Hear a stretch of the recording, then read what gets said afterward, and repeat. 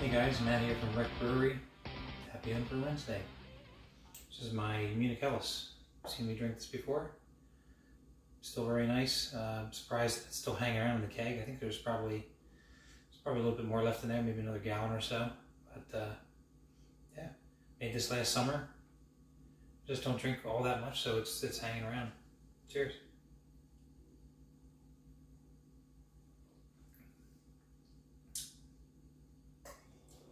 Ages well. Here's my kegerator. Probably hear that. It's pretty close to the phone. But anyway, I got some Brewday footage that we'll put at the end of this video. I'll try to keep this kind of short, but what I want to do today, the kids just kicked the sarsaparilla that I have on tap. Right now I still have the Munich Ellis on the one side, and the other side I was devoting to soda until I had another beer to put there. Don't write yet, so I'm going to make a cream ale. Or a cream soda, sorry. Just these homebrew kits, you can buy them at your local homebrew store. Very simple. Got all this stuff cleaned out good. Just have to clean out my keg and fill this up.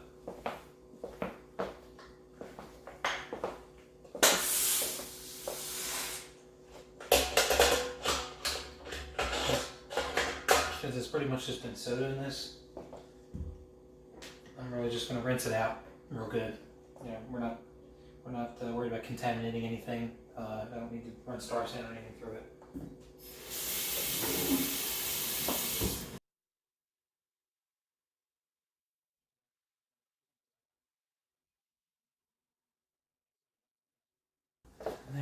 And then after I've rinsed it out a couple of times, I just like to run it for a few seconds through the line.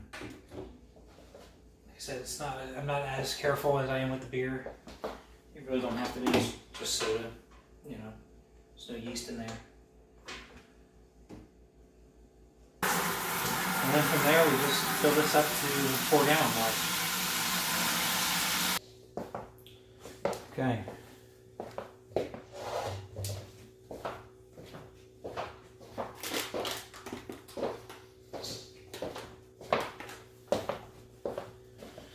And then once we fill it up to the 4-gallon mark, we go ahead and add in our sugar. And it's pretty much one of these, there's a 4 pounds bags of sugar. It's pretty much 8 cups. I think it's like a little more than 8 cups. And that's what this kit calls for. Just put it in there. Real simple kit, guys. You can do this in a few minutes. And then just open up the cream soda mixture. Just put that right in there. Don't have to rinse it out. The rest of that out of there into the bucket. Oh, you can smell that cream soda already. And then just give it a good stir.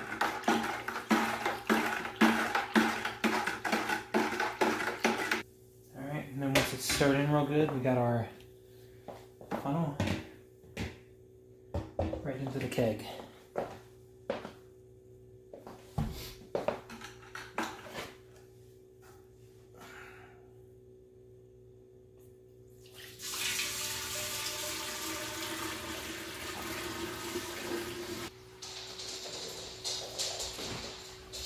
The dog messing with the cat over there, can you probably hear? My phone really picks up a lot of stuff. Alright, so that's really it. It's pretty simple, just do that. Our lid on.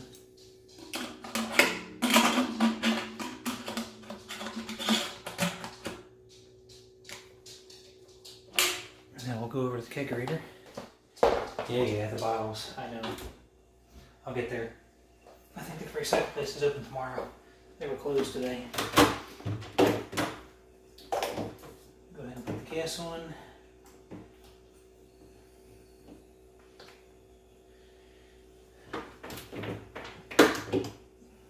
And the beer line, in this case soda line today. Now, just like with the beers, we do want to purge out the oxygen. Do this a couple of times.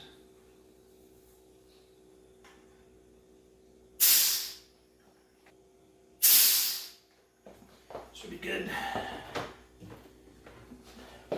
Back in here.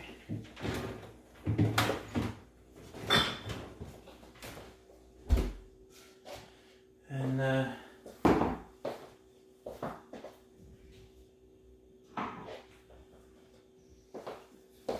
first glass I can find. I'll just give it a little quick taste test here. Get out the remaining water.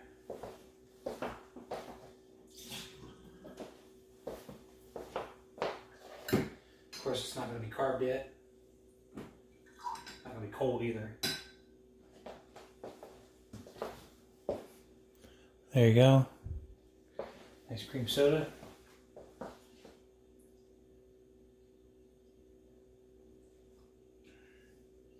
Yep, it's a winner. Just got to get it carved up. Alright guys, so I'm going to have to stop here because this is going to be a crazy long video. I still got some proof footage to show you at the end of this. So I'm just going to leave you with that. Made a quick soda for the kids. Got the Citra Pale Ale, currently fermenting. You probably are going to see a little bit of that video in the review of the thermometer that I have. Or thermostat controller, sorry, from Homebrew. But yeah, so enjoy the brew footage and I will see you guys next week. Cheers.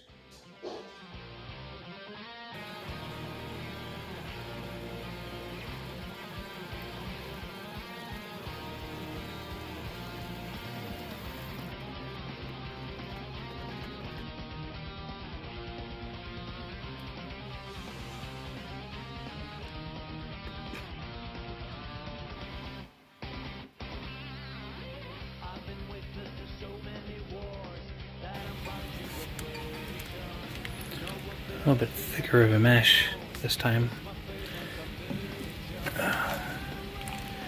Must have miscalculated a little bit. Usually not quite this thick. It's pretty good. It's not, it's not as thin as I usually have it, but it's not like super thick. It's probably consistency of maybe how I would, well, a little less so than how I would like my oatmeal, I suppose, so this will work. And now we're sparging. Just getting that flow rate right. The boil kettle. Got a nice amount of sparge water on top of the bed. Just going.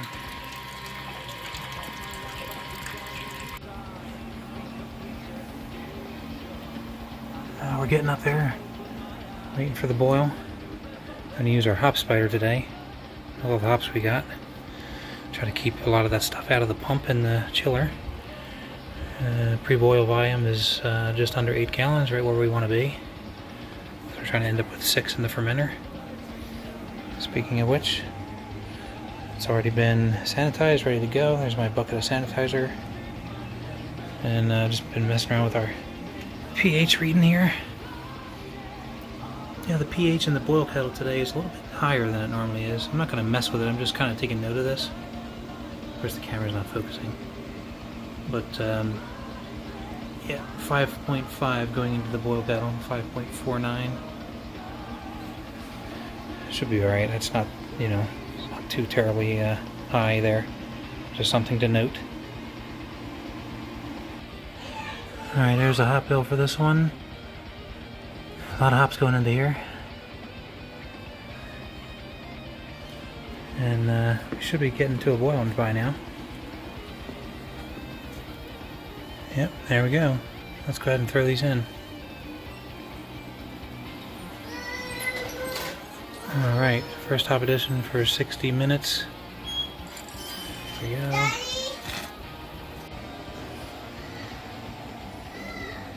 Alright, 10 minutes left in the boil. Go ahead and add in some more hops, Orflock tablet, and yeast nutrient.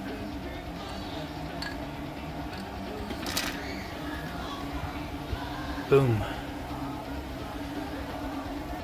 1 minute left in the boil. Half an ounce more Citra and Cascade. Boom. Alright, flame out. And the next set Another half-ounce Citra and Cascade. Sorry for the back and forth here. There we go. And we'll give this a little steeping. And give it a couple of minutes just to kind of chill out, and then I'll start the whirlpool.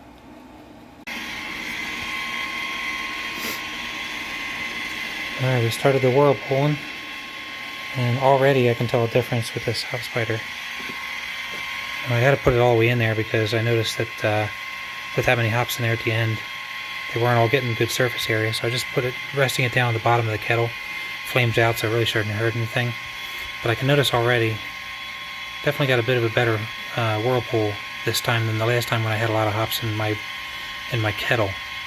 So yeah, we just started the whirlpool, so that's why it's not quite fully going up yet. It's probably only whirlpool for a good minute or so now. Alright, now we're just continuing the whirlpool, just probably another 5 minutes. I just wanted to run it through the chiller while it was still pretty hot. It actually cooled down a little further than it normally does this time around. It's probably because it's a little chilly today. We still got a little bit of a whirlpool going there.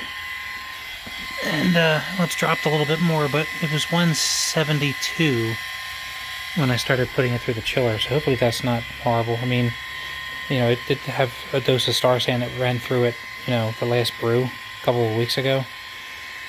And, you know, just sort of chucked out the little bit of first stuff that was coming through the chiller out into the pan, and then running it now back into the kettle. So, should be alright, I think. Yeah, we're going to go ahead and start chilling. It's always fun to watch when you start chilling. Just watching that temperature drop quickly. So, yeah, I like to let it run this way for a couple of minutes before I start to put it into the fermenter, just to get down as close to touching temperature as possible. Alright, slightly new configuration. Now we're going into the fermenter. I had a little bit of stuff that came through, surprisingly. I don't know. I guess it's not perfect. It's okay. But we're going in there at, what is that, 68? Pretty good.